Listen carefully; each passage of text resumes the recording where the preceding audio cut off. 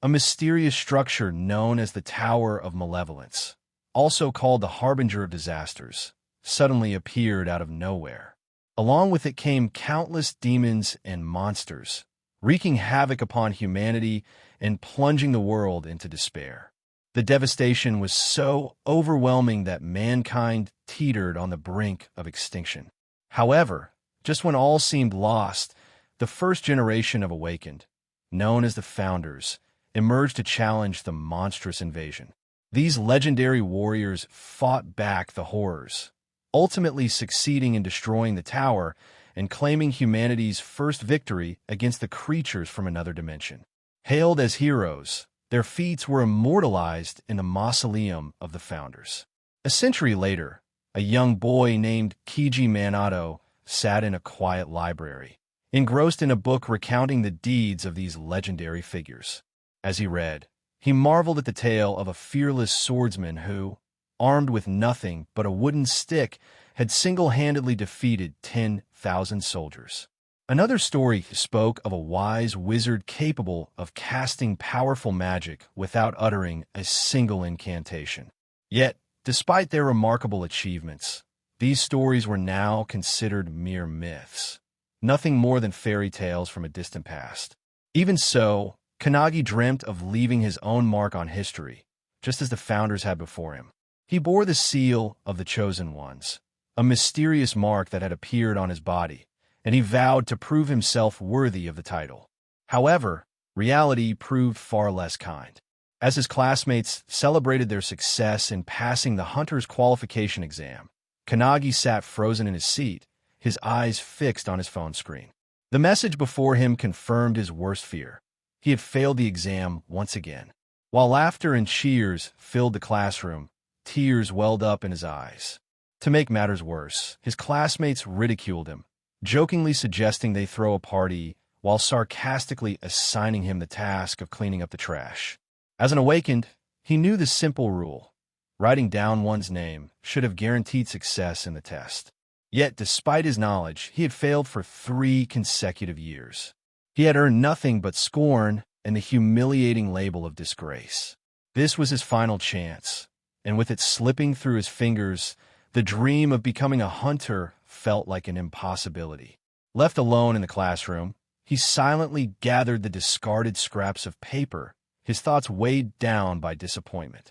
His perfect scores on the written exam and years of refining his aura had amounted to nothing. His crest, supposedly a mark of strength, felt more like a meaningless scar. Frustration and sorrow surged within him as he clutched a trash can, his emotions threatening to overflow. He, too, longed to stand among the Founders, to be acknowledged, to be more than a failure. A sudden voice interrupted his despair, calling his name and urging him to head toward the school gates. Shaken back to reality, he hesitated before responding, realizing he had completely lost track of time.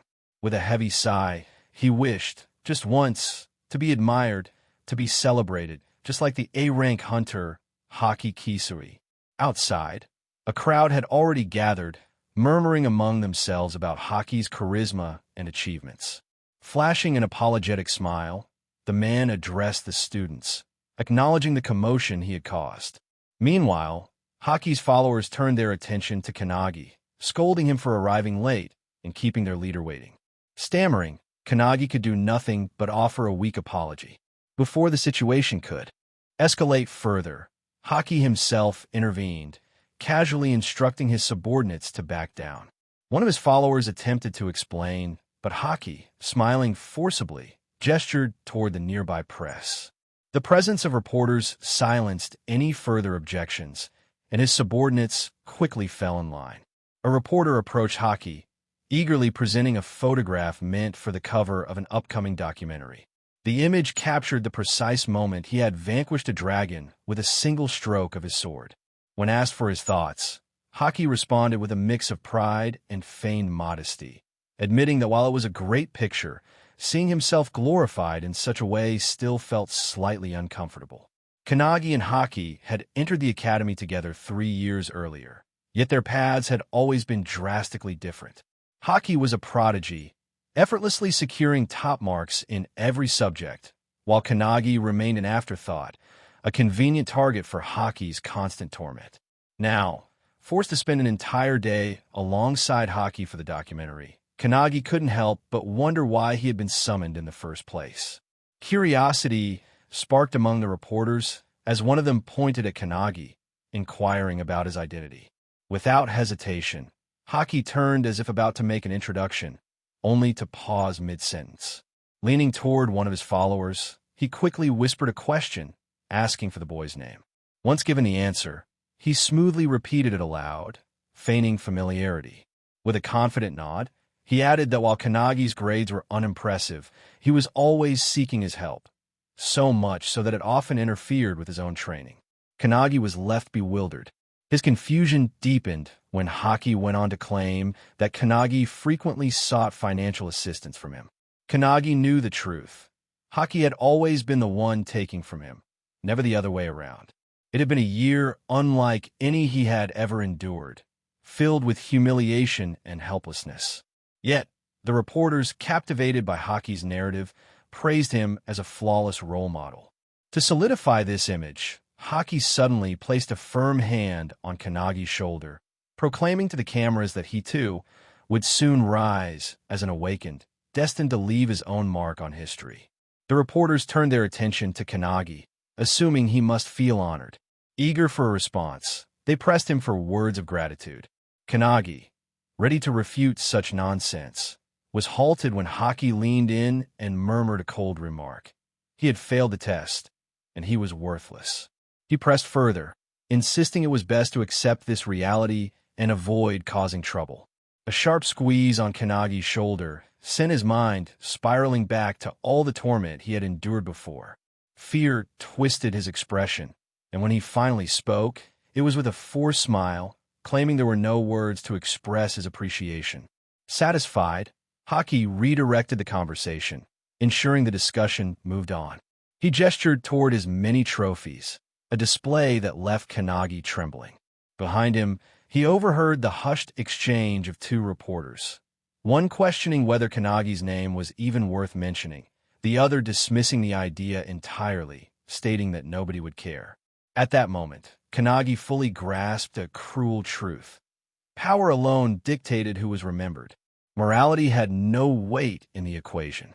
He struggled to suppress the tears threatening to spill, attempting to say his own name. Before he could gather himself, another voice called out, shaking him from his thoughts. Turning, he saw Haki approaching with his usual entourage. Without explanation, Haki ordered him to meet at the founder's mausoleum after school. Kannagi, still disoriented, questioned why. Haki merely smiled before suggesting something unexpected, a chance to retake the test. The revelation shocked and confused Kannagi even further. Haki assured him that he would handle matters with the association. When Kannagi questioned his motives, Haki made it clear this was just another move to bolster his own image. The final segment of the upcoming documentary was set to take place at the founder's mausoleum, and everything had to be recorded accordingly. As Haki departed, he made one thing clear. Kannagi had no choice but to comply. Standing there, struggling to process the situation, Kannagi felt an internal war raging within him. He despised being used as a pawn, but at the same time, this was a rare second chance. Despite his resentment, a faint smile crept onto his face. This time, he would not fail. Later that evening, Kannagi made his way to the founder's mausoleum, his mind clouded with uncertainty. The vast structure stood solemn and imposing, a sacred place meant to honor the warriors who had saved humanity. However, as he arrived, he was met with an unsettling sight. Haki Kisui and his men had already begun desecrating the tombs, prying open coffins and looting the relics of the past. The weight of what was happening settled in Kannagi's chest as he watched in horror. When he confronted Haki, his voice laced with disbelief, he was met with nothing but mockery. Haki scoffed at his concern, calling him naive and accusing him of clinging to worthless ideals. He dismissed the significance of the founders, reducing their remains to mere relics of a bygone era.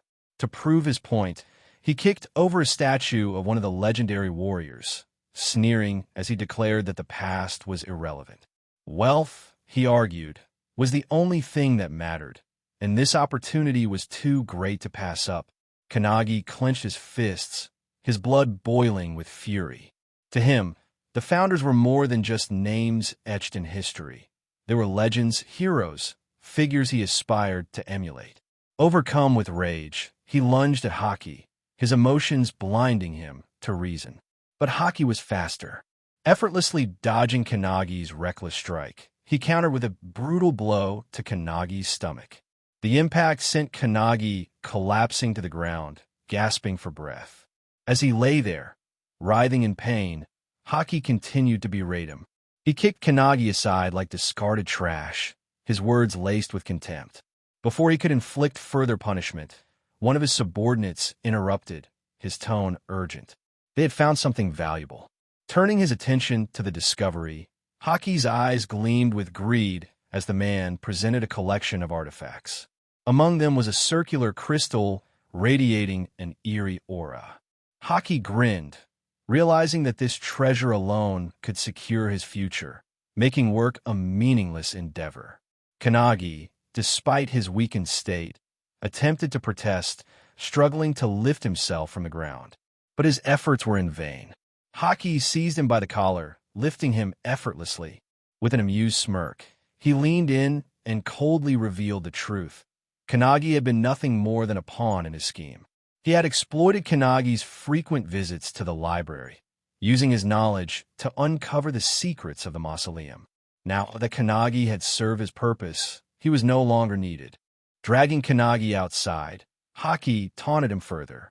He ridiculed his dreams of becoming a hunter, exposing his plan to frame Kannagi for the desecration of the mausoleum.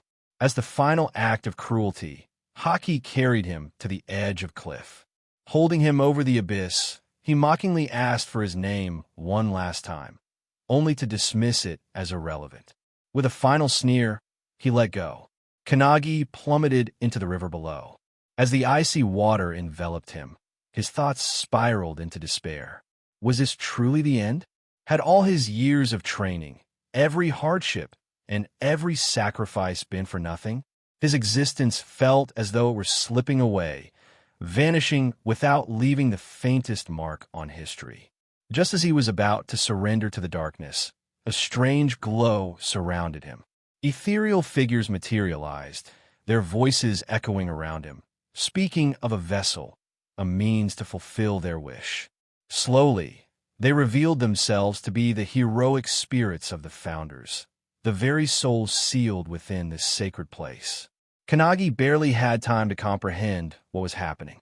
Confusion gripped him as one of the spirits pointed to the mark on his body, calling it the crest of nothingness. They explained that while it held no inherent power, it had the potential to manifest abilities beyond human comprehension.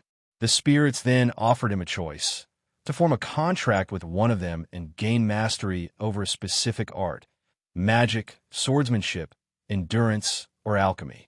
At first, Kannagi considered seeking strength akin to Haki's, but the thought left a bitter taste in his mouth. He no longer wanted to mimic others. He craved a power unmatched by anything in existence, a force capable of erasing every humiliation he had endured. When the spirits urged him to choose, Kannagi defied their expectations. He demanded everything, every ounce of their power. He refused to settle for anything less. The spirits recoiled in shock. His request was unheard of, impossible even. No vessel could withstand such an overwhelming influx of energy. Yet, before they could deny him, something unexpected happened. Kannagi's body surged with an unnatural force, and in an instant, he began absorbing them, all of them. The souls, centuries old and bound by fate, were drawn into him, merging with his very being. On a distant hilltop, Haki noticed a sudden burst of light erupting from the river. The water surged violently, as if an explosion had occurred beneath the surface. Moments later, Kannagi emerged, landing gracefully in front of Haki and his men. But something was different.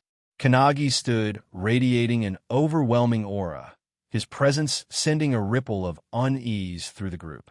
One of Haki's men sneered,